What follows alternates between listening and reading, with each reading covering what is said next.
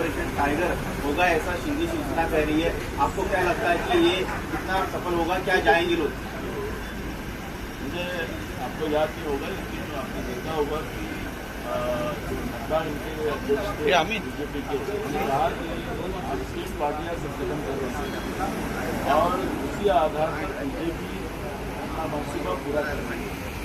तो डेमोक्रेसी को न मानने वाली जो बीजेपी है उसकी वास्तविकता देश भर के सभी दल जो है जो स्टेट पार्टी है उनके सामने आ रही है।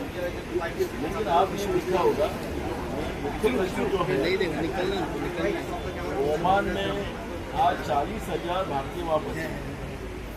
हमारे देश के प्रधानमंत्री विदेश घूमने चले गए, तो वहाँ पे लोग मरे भी हैं अमेरिका के हमले की वजह से, और हमारे देश के प्रधानमंत्री थैंक यू टर्म कहते हैं।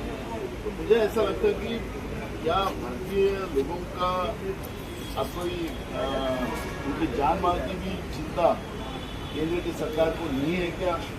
लेकिन हम आह्वान करते हैं कि जो ओमान में हो या वो उस एरिया में जो लोग फंसे हुए हैं उनको सबको वहाँ से निकाल के लाने का काम देश की सरकार ने करना चाहिए और सबको जीवित हिंदुस्तान में लाया जाए, इन मांग हम लोग करते हैं। अशोक गहलोत शिवसेना के लोग जाएंगे, जिस तरह से उन पर दबाव और कुछ लोग कल बैठक में नहीं गए। आपने देखा होगा कि जिस तरह से दबाव तंत्र का राजनीति और बीजेपी ने उनके राष्ट्रीय अध्यक्ष पूर्व अध्यक्ष से उनसे भी जो बात कही थी उसी आधार पर बीजेपी काम करे, जिसको लोग खुद से मंजूर नहीं है। मुझको लगता है कि अब बीजेपी के लिए और देश के लिए ये थोड़ा फोड़ी का जो राजनीति है, दबाव तंत्र का राजनीति है, हिटलरशाही की जो राजनीति बीजेपी ने लाई है, इसलिए वो सब चीज़ें आपको देखने मिल रहा है। इसलिए मुझे लगता है कि देश की जनता की चिंता ज़्यादा है हमें, और जिस तरह से देश को, देश की संस्थाओं को बेचने का काम मोदी सरकार कर रही है, बीजेपी कर रही है,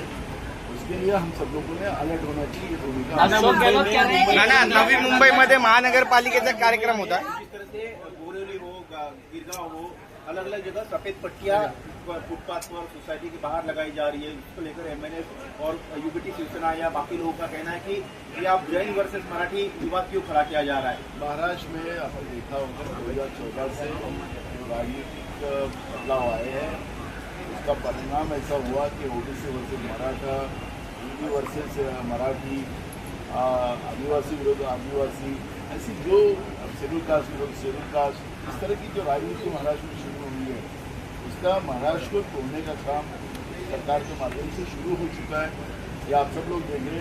और इसलिए जो सफेद पट्टियाँ हिंदी वर्सेस मराठी जो वाद शुरू करने का काम भी, तो इसमें सरकार का योगदान बहुत है।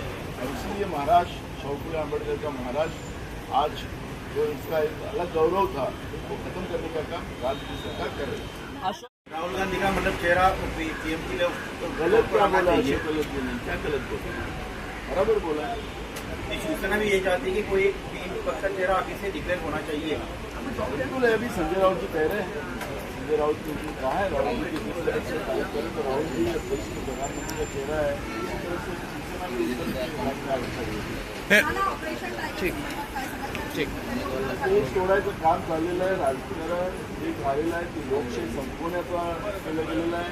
भारतीय जनता पार्टीचे माजी अध्यक्ष नड्डाजी यांनी सांगितलं होतं की राज्य पातळीचे जेवढे पक्ष आहे आम्ही ते सगळे बंद करू, तेच अभियान चालू झालेलं आहे।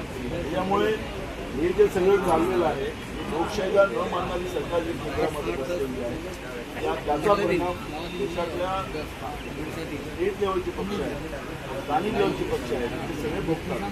Like, share, and subscribe. Test Tech News. Stay tuned for the latest updates.